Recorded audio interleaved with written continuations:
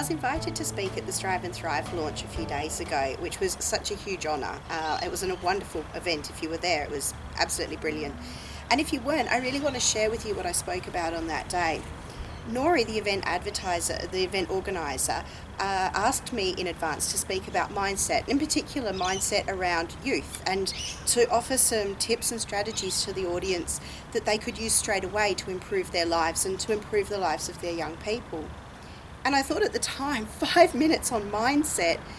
I'm a mindset coach. I could talk for 5 hours and barely scratch the surface of what I would love to be able to share with all of you about mindset, and particularly mindset to help your young people.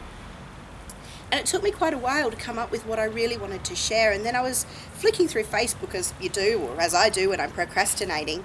And what I came across was a post from someone who's actually a bit of a hero of mine. And she wrote, "Success and happiness are always an inside job." And I thought, that's it. If I could share with the people in that room only one thing for the day, only one thing right now that would change your lives and the lives of the young people that you know and love, it's this: that success and happiness come from within you. They can only ever come from within you. We as a society have done a phenomenal job of selling this idea that success and happiness are found outside of ourselves. We've sold this idea so well that we all believe it. We all believe that we'll be happy when the scales say a particular number or we fit that pair of jeans. We'll be happy when we get that job interview or the job promotion, when we're earning a certain amount per year, or when we're on a boat for the weekend. We'll be happy when we're driving a particular car or living in a certain house. We'll be happy when we get married. We'll be happy when we have children. We'll be happy when the children leave home. Whatever it is that you've decided is going to make you happy, if it's external to you, that happiness can only ever be fleeting. The problem with pinning all of your happiness on things external to yourself is that at any moment those things can be denied to you completely or taken away from you. And even if you do get them and hold on to them, the excitement is generally short-lived. So you think about the last time you bought a car. You were probably absolutely ecstatic. But how excited were you when you were still paying it off 6 months later, or the first time it got a scratch? How excited were you when it started to look dirty, or, after you'd used it a few times?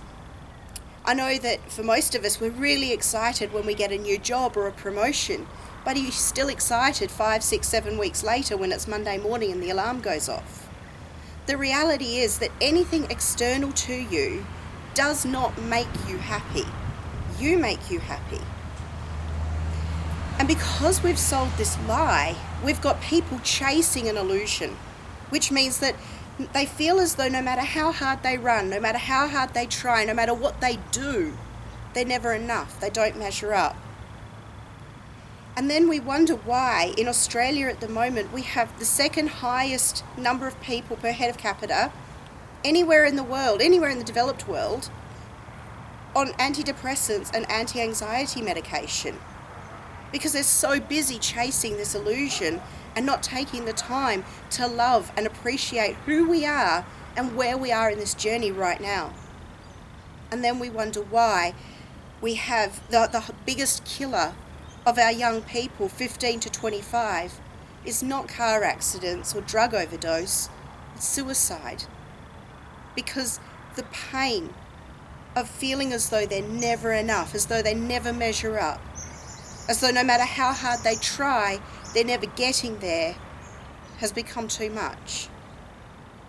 And then we wonder why we've got 10-year-olds who are questioning whether life's worth living because they've been bullied at school. And we've taught them that other people's opinions matter more than they do, than their own opinion of themselves. And we've taught that we haven't given them the coping skills and the resilience skills and the mindset and the thinking skills that will carry them through those difficult times. Because difficult times are going to happen to all of us. Doesn't matter who you are, they're going to happen. They're built into this thing we call life. But once you've got those thinking skills, those coping skills, those resilience skills, those are yours for life. and they're transferable across whatever the situation is. But because we haven't done that and we focus on creating happiness outside ourselves, we've got 6 and 7-year-old girls in Australia right now being diagnosed with anorexia. Because we'd rather run a story about the latest diet fad than about how we can look after ourselves emotionally and support ourselves. And then we wonder why we've got 4-year-olds on antidepressants and anti-anxiety medication. So if I can offer you one thing today that will make an enormous difference to your life and to the lives of the young people you know and love, it's this. Please learn to love yourself. Learn to love every part of you. The bits that you've always liked, but the bits maybe that you've shied away from before. Love the quirky bits and the funny bits. Love the scars, the internal and the external. Love the stretch marks if you've got them. Love where you are right now. And then teach your young people to do the same. Because these statistics have to change.